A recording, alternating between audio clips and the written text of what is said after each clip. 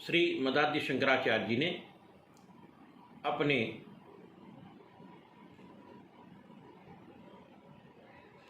ग्रंथ सौंदर्य लहरी में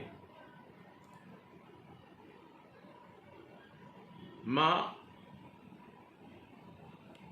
भगवती के प्रभाव, साथ ही साथ परम शिव के प्रभाव को इस श्लोक में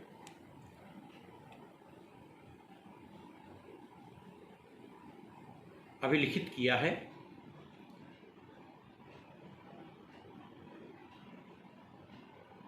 माँ भगवती के कर्णाभरण का क्या फल है और भगवान शिव को मृत्यु रहित अजर अमर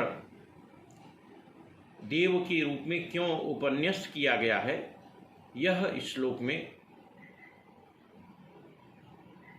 निरूपित है। सौंदर्य लहरी का 28वां श्लोक कुछ इस प्रकार से है। सुधामप्यास्वाद्य प्रतिभय जरामृत्युहरणिं विपद्यन्ते विश्वे विधिशतमखाद्यादिविषयः करालं यच्छ्वेणं कावलितवतः कालकलना न शम्भोस्तन्मूलं तव जननीताटङ्कमहिमा। सुधीजन, इस श्लोक का जो भावार्थ है वह यह है कि हे जननी माँ भगवती पराम्बा हिमगिरिसुता पार्वती, भय वार्धक्य यानी वृद्धावस्था, जरा तथा मृत्यु का हरण करने वाली सुधा का आस्वादन करके भी ब्रह्मा, इंद्र तथा अन्य सभी देवता कालकवलित हो जाते हैं, अर्थात मृत्यु को प्राप्त कर लेते हैं। किंतु विकराल विष क्षेण को पीने वाले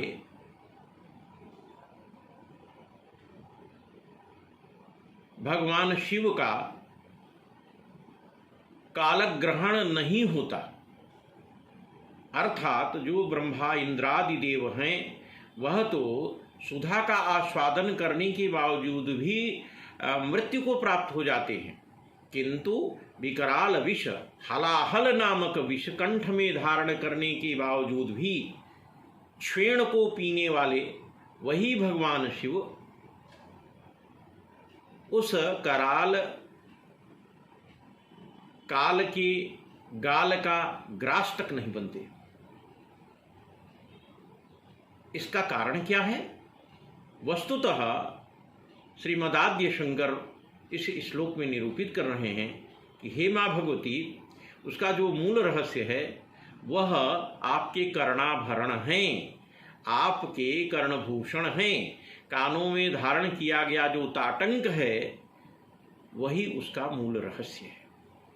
कहने का भाव यह है कि जैसे कोई विधवा स्त्री कर्णाभूषण नहीं धारण करती, कर्णाभरण कर्णफूल आदि नहीं धारण करती, उसी प्रकार से शिव के न होने पर भगवती पार्वती को कर्णाभरण न उतार देना पड़े, ऐसा कुछ न होने पाए, इसीलिए शिव को काल कवलित नहीं किया जाता, भगवान शिव काल कवलीभूत नहीं होते और भगवती शिवा के सौभाग्य को अविच्छिन्न रूप से स्थिर रखने के लिए ही वे सर्वदा मृत्यु रहित होते हैं तथा अजर अमर होते हैं।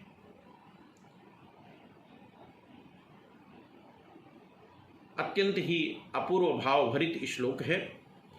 इस श्लोक से जिस श्री यंत्र की निष्पत्ति होती है वह चतुष्कोणिक है और उसमें ऊपर चतुष्कोण के अंदर किंतु ऊपरी भाग में मम और नीचे के भाग में ठम बीजाक्षर मंत्र अंकित होता है। यदि इस श्री यंत्र को स्वर्णपत्र पर अभिलिखित करके 45 दिन तक नियमानुसार मधु, दूध, खीर तथा तांबूल का भोग लगाते हुए श्री यंत्र का पूजन किया जाए और पूर्णतया अनन्य निष्ठा भाव से अभिमंत्रित किया जाए तथा इस श्लोक का 1001 बार आवर्तन किया जाए तो